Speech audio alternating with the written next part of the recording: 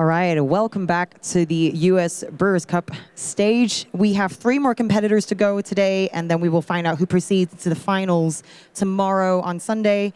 But right now, we are going to welcome to the stage from Ghost Coffee, Pittsburgh, Pennsylvania, Joseph Burns.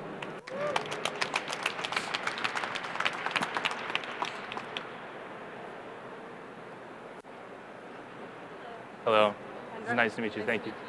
Hi. It's nice to meet you. Thank you. Hello. Hi. It's nice to meet you.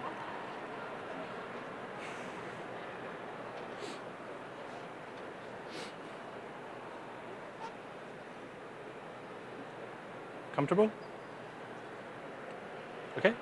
Everybody good? Hold on. Oh. Are you good? Comfortable? Excellent. May I have music, please? And chime.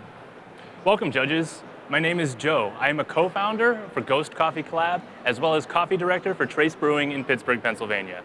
And today, before we begin, I would like to speak with you a little bit about progress. I love coffee because I see progress everywhere I look, truly beginning at the farm and ending with the cup, and so much potential in between. Today, I'm privileged to share the results of that progress as one of the most textured and well-flavored coffees I've ever had. And I'm excited to reveal that one of my own contributions to that progress will be responsible for brewing your coffee today. But the story of your coffee today begins long before my intentions with it. It begins with the intentions of producer Jairo Astida in Finca Castellon in Quindío, Colombia. There, Jairo has grown for you this beautiful Gesha variety at elevations of up to 2,000 meters above sea level. After harvesting at peak ripeness, Jairo handed this coffee off to his sons, Felipe and Carlos, for processing at their La Pradera processing center. The intentions of La Pradera are to use innovative and progressive fermentation techniques to give familiar coffees new and unique flavors.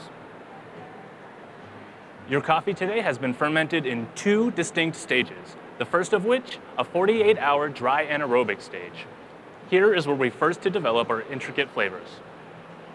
Your coffee was then pulped, stored in grain pro bags at temperatures between 20 and 25 degrees Celsius for a further fermentation of 90 hours. The intentions of this low and slow approach to fermentation are to increase the presence of lactic acid in your coffee. And spoiler, it worked. I've never had a coffee with such unique, milky characteristics to it. From the very first sip, my intentions today would be clear. I had to enhance, highlight, and share these flavors with you. And to help with doing that today, I've chosen to brew in the tricolate. The tricolate offers us no bypass brewing. What this means simply is that all of the water we pour into the brewer will pass through the coffee bed. This optimizes our efficiency of the brew water as a solvent, enabling higher extractions at shorter ratios, intensifying flavors and textures.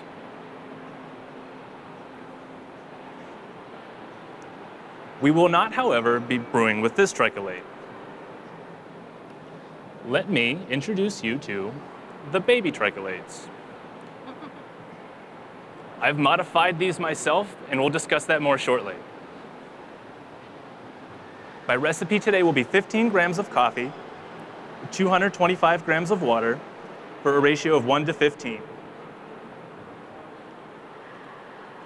We'll accomplish this in 3 easy pours of 75 grams each, spaced 30 seconds apart. I'm pouring quickly to let the built-in dispersion screen do its job. The dispersion screen is allowing for gentle saturation of the coffee bed with little agitation. This allows us to grind finer, enhancing textures and sweetness.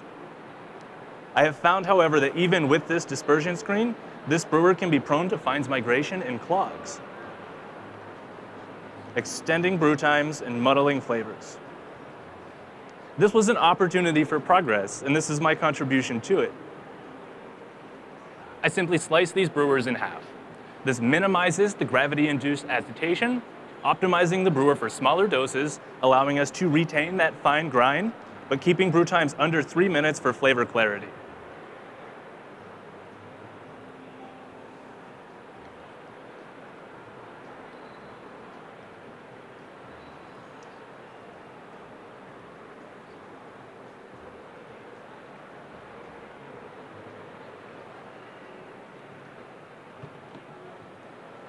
And we cannot begin to discuss the flavor of your coffee today without first discussing the roast. We approach this coffee in an Aikawa hot air roaster, low and slow. This allowed extra time for caramelization within the beans. Now it's this caramelization combined with the inherent lactic qualities of this coffee that will combine and give you the dessert-like experience you're about to have. And judges, for this part, please follow along with the provided information cards because it would be really nice if all of us could relax. You'll notice these dessert-like features immediately with sweet aromatics of dulce de leche, as well as classic geisha floral notes of rose and jasmine. The dulce de leche will persist as a hot flavor, and the florals will become light and sweet, like honeysuckle, with an aftertaste of toasted sugar and Whoppers malted milk balls.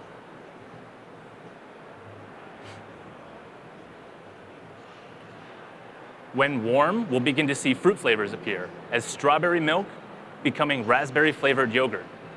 And for this, we can think Nesquik and Yoplait, respectively. And upon cooling, the fruit flavors intensify as fresh, ripe blackberry, and the florals will distill as chamomile tea.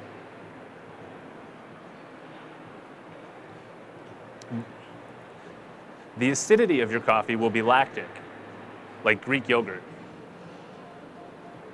and malic, as in those fresh, ripe blackberries.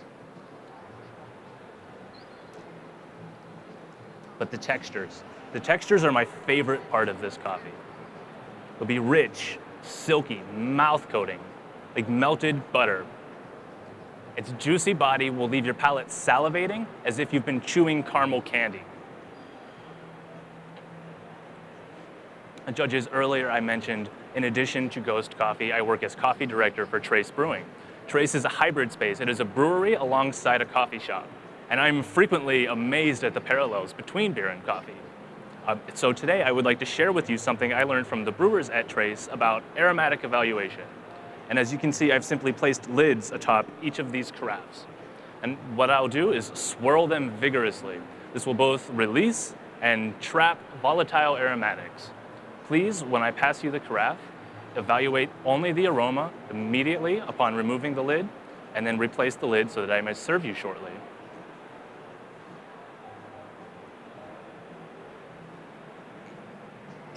Here you go.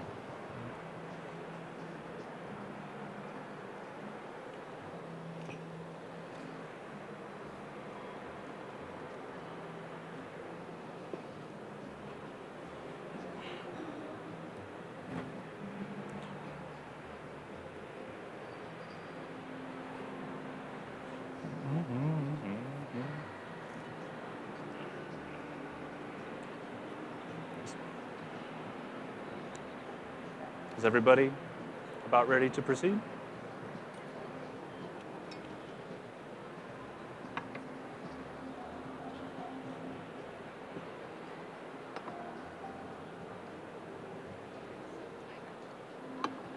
Well, judges, earlier I mentioned I saw progress in coffee all the way up to the cup at the end. I've chosen these glasses intentionally. Their wide, thin rims will allow the coffee to more easily wash over your palate. One last time, giving us an opportunity to increase textures and flavor. Please only enjoy and evaluate this coffee from these glasses.